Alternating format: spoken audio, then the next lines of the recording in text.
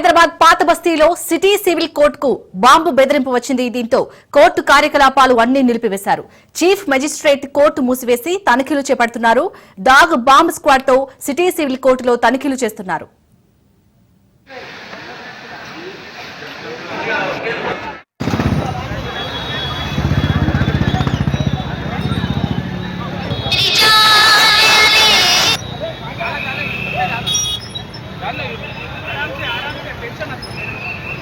బయటికి వెళ్ళాలని కోరుతున్నాను. సర్చ్ ఆపరేషన్స్ వల్ల మనకి పోలీస్ వాళ్ళకి హెల్ప్ అయితే మీరు బయటికి వెళ్ళాలని అందరు క్లయింట్స్ ని అడ్వకేట్స్ ని కోరుతున్నాను. హైదరాబాద్ పాత బస్తీలో సిటీ సివిల్ కోర్టుకు బాంబు బెదిరింపు వచ్చింది. దీంతో కోర్టు కార్యకలాపాలు అన్ని నిలిపివేశారు. చీఫ్ మెజిస్ట్రేట్ కోర్టు మూసివేసి తనిఖీలు చేపడుతున్నారు. డాగ్ బాంబ్ స్క్వాడ్ తో సిటీ సివిల్ కోర్టులో తనిఖీలు చేస్తున్నారు.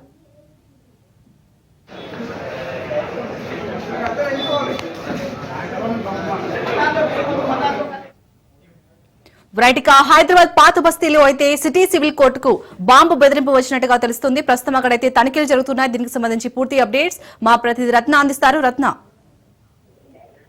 ఓల్డ్ సిటీలోని సిటీ సివిల్ కోర్టుకు బాంబు బెదిరింపు వచ్చింది. దీంతో ఒక్కసారిగా పోలీసు యంత్రాంగం అప్రమత్తమైంది.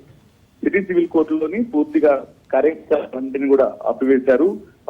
ముఖ్యంగా చీఫ్ మెజిస్ట్రేట్ కార్యాలయాన్ని క్లోజ్ చేసి లాయర్లందరినీ కూడా బయటికి పంపించినటువంటి పరిస్థితి ప్రజెంట్ ఇక్కడ కనిపిస్తుంది. స్థానికంగా ఉన్నటువంటి ఓల్డ్ సిటీ పోలీసులు మొత్తం లాయర్లందరినీ బయటికి పంపించి బాంబు స్క్వాడ్, డాగ్ స్క్వాడ్ తో సోదాలు నిర్వహిస్తున్నారు. అసలు ఈ బాంబు పంపించినటువంటి బాంబు బెదిరింపులకు సంబంధించిన వ్యక్తులు ఎవరనేది కూడా ప్రస్తుతం గుర్తించినటువంటి ఆ పనిలో ఉన్నారు.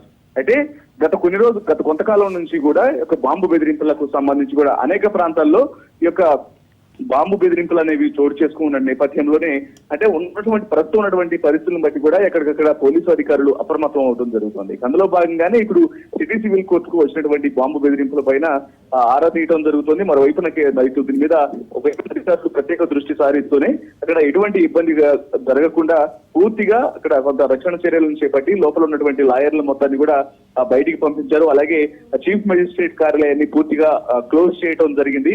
ఆ డాగ్ స్క్వాడ్, బాంబ్ స్క్వాడ్ సాయంతో పూర్తిగా కోర్టు అంతా కూడా తనిఖీలు చేపట్టినటువంటి పరిస్థితి కనిపిస్తోంది. దీంతో ఎప్పుడైతే బాంబు బెదిరింపు వచ్చినటువంటి విషయం తెలిసిన తర్వాత ఆ లోపల ఉన్నటువంటి లాయర్లతో పాటు అక్కడికి చేరుకున్నటువంటి కొంతమంది పబ్లిక్ అనేక కార్యకలాపాల మీద లోపలికి వచ్చిన వాళ్ళు కూడా కొంత భయాందోళనకు గురయ్యారు. ఈ క్రమంలోనే పోలీసులు వాళ్ళందరినీ కూడా బయటికి పంపించేసి పూర్తిగా సోదాలు నిర్వహిస్తున్నటువంటి సిచ్యువేషన్స్ ప్రస్తుతం మనకు సిటీ సివిల్ కోర్టు వద్ద కనిపిస్తున్నాయి.